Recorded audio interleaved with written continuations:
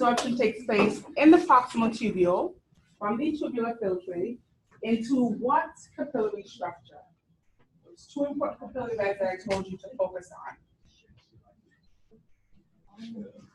What's the name of that first capillary bed that is intimately associated with the proximal convoluted tubule?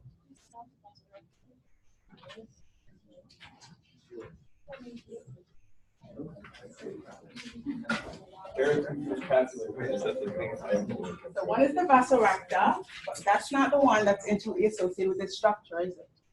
It's the other capillary, the peritubular capillaries, right? So wrapped intimately around the proximal convoluted tubule are the peritubular capillaries that facilitate movement of substances, solutes, such as glucose, ions, such as sodium and chloride, amino acids are also reabsorbed, and then some water, right? A lot of the water, 85% of the water. Now, is this reabsorption regulated or unregulated? What does that mean? We sort of touched on this yesterday. What does this concept of regulated versus unregulated mean? It's unregulated, so it just happens. Good, so it's unregulated, meaning it just happens. There are no extrinsic factors or external components that really influence the movement of water in the proximal tubule. It just happens. Unlike the distal convoluted tubule and the collecting ducts, where that is highly regulated, right? Now this table, again, I don't need you to memorize these numbers, but just sort of peruse this table and familiarize yourselves with the filtration rates. You can see the reabsorption rates and the percentage of the filtered load that's reabsorbed. So this gives you a good idea of some of these major substances, such as water, glucose, how they are filtered and then reabsorbed accordingly. So let's look at glucose, right? 800 millimoles per day is filtered. How much is reabsorbed? 100%, right? 800 millimoles. And so that tells us that all of the glucose should be reabsorbed at the proximal tubule. Glucose should not be found anywhere else along the tubular structures. Okay, and similarly, we can see that's also the case for some of the bicarbonate and then the urea. And we'll talk more about these as we go along. Right? Reabsorption here again. So what are the barriers for reabsorption? What are the structures that these substances have to move across to get from the tubule into the capillary? These are what we call the barriers to reabsorption. Right? Now the epithelial cells of the renal tubule is the first structure that those substances have to cross. And then the endothelial cell of the capillary structure, which again, just to remind us here, is the peritubular capillaries. So these two structures, and I'll point them out on this image, are the barriers to reabsorption. All right, so we got the lumen and the tubule here. This is the proximal convoluted tubule. So make a note of that somewhere on your image so that you don't confuse it with other tubular structures. And then very closely associated with this PCT is the peritubular capillaries that we talked about. And if we sort of zoom in and look more closely at these structures, we'll see that the epithelial cells of the tubule, which is this structure here on the left, their apical surface is facing the lumen of the tubule, and their basolateral surface is facing the basement membrane here.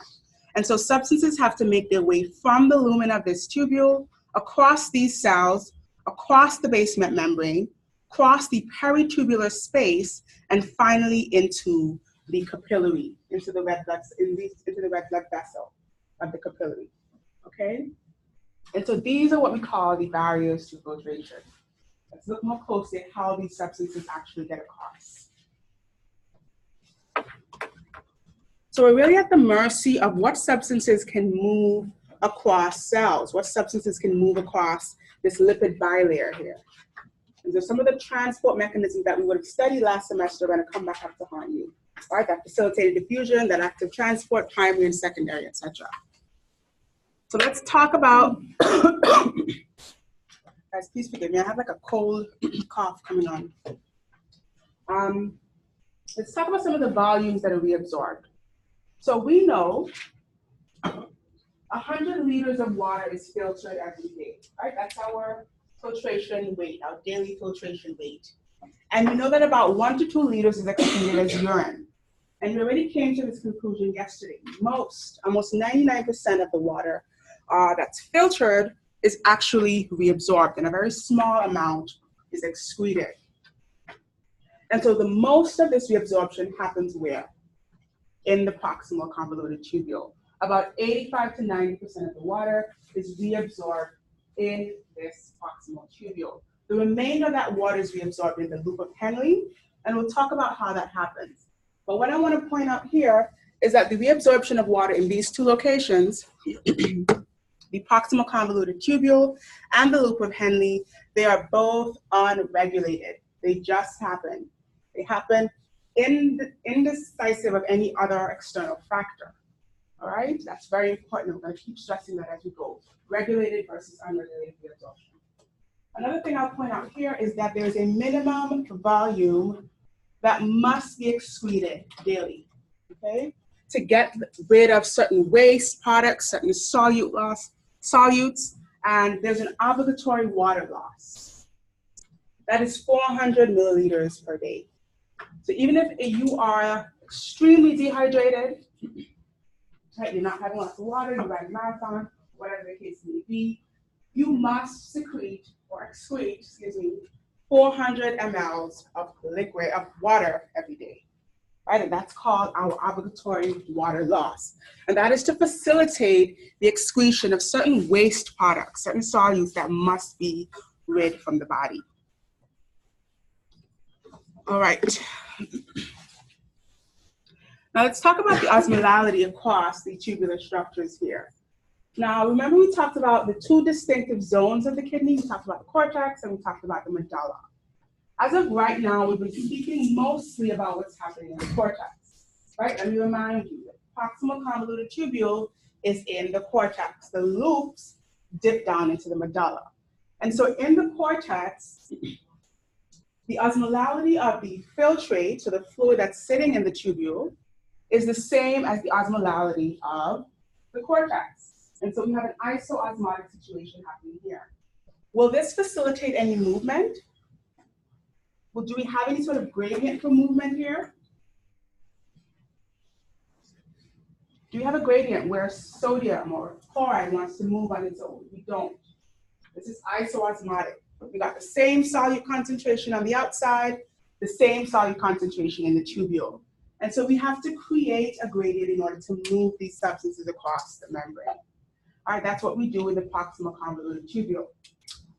We actively transport sodium out. What's the best structure to actively kick sodium out of the cell? Again, taking us back to some last semester concepts here. What's the best way to actively kick sodium out of the cell? 3 sodiums to be specific. The sodium-potassium pump, right? So we have the presence of the sodium-potassium pump that's kicking sodium out the basolateral membrane of this cell. Let's sort of point out where that is here. All right, so we got our apical membrane, we got the basolateral membrane. In order to get a gradient where sodium wants to move from that tubular structure into the cell, we have to create it because it's not there naturally. And so that's the presence of the sodium-potassium pump on the basolateral membrane of the cell.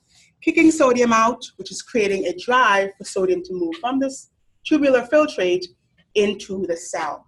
So that's sort of the first step in the movement of these substances. Sodium has to move actively using the sodium-potassium pump. When this happens, we now have a gradient. We now have a concentration gradient driving the movement of sodium. And what do you think follows sodium? Water follows sodium. So water's got to follow sodium, not only water, but chloride.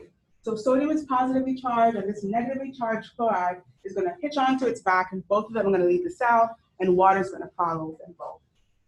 Okay.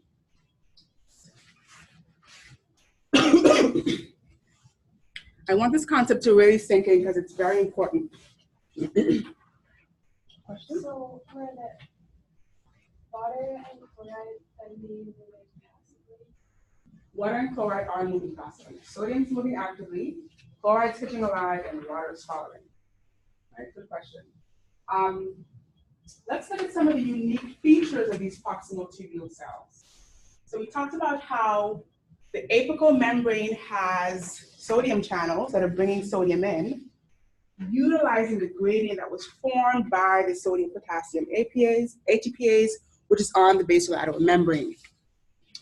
Another structure that's on the apical membrane is called microvilli. We talked about microvilli. What's the main function of microvilli? What type of structures do you see microvilli with? What type of structures do you associate microvilli with?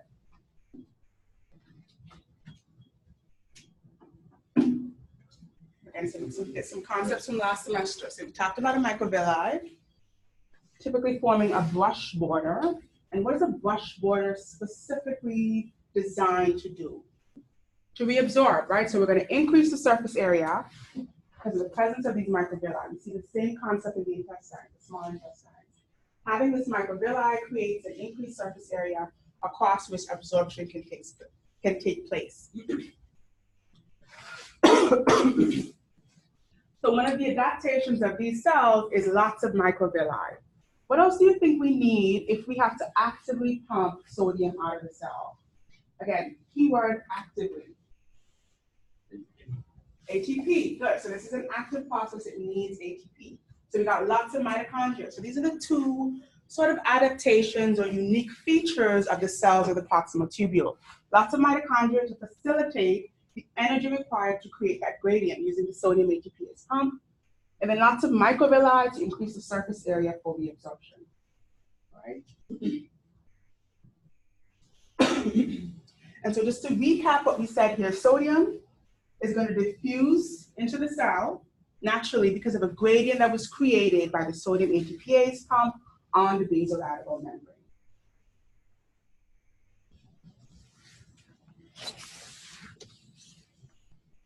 Okay, so this slide sort of continues to summarize that concept. We have solute Y, let's say solute Y is our sodium. It's actively being pumped into the cell, and then it's passively moving into the cell, hence this green arrow, right? But it's being moved into the cell because of the concentration gradient. What's creating the concentration gradient? This pump, this sodium-potassium pump, which is requiring energy, hence the red arrow. Okay, and so when this sodium is being pumped out, this creates a gradient, sodium comes in, and then chloride follows, and water just follows. So water moves right along passively. So it passively crosses the basal membrane, but actively crosses the That's correct. Actively at the basolateral membrane, this is where it's being pumped out using ATP, using this pump. Okay. Any other questions? Okay.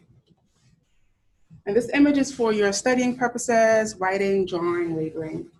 Let's continue on here. So we've seen this image before, and just to sort of divulge some more here, we have our glomerulus, we have our Bowman's capsule, and then the first part of the tubule, right out of the Bowman's capsule, is the proximal convoluted tubule. What are the three main things we are reabsorbing here? Other than glucose, other than amino acids, what are the three things that we just talked about that we're reabsorbing here? Sodium, chloride, water, 85% of the water, okay?